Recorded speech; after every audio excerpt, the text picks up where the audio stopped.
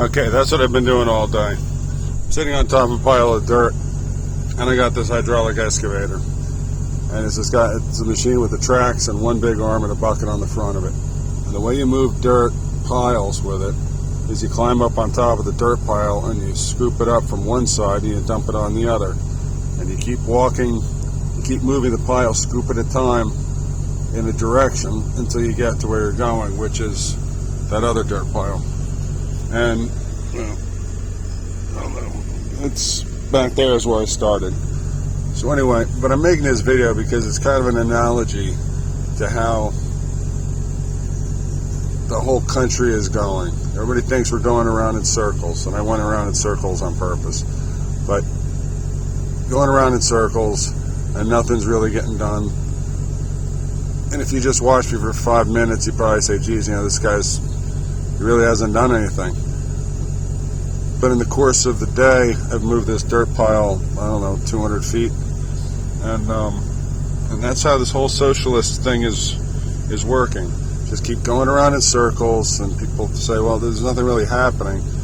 But if you come back tomorrow, you're going to see that there's a change. There's a big change.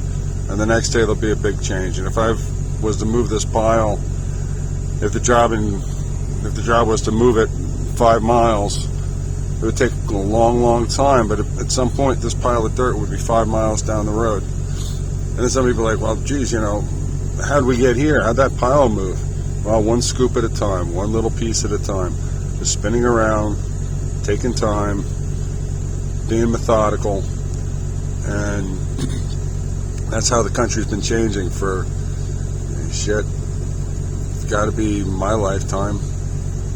You know, I read the history books. You know, I got memories of when I was 3 years old, when, you know, 1969, 1970,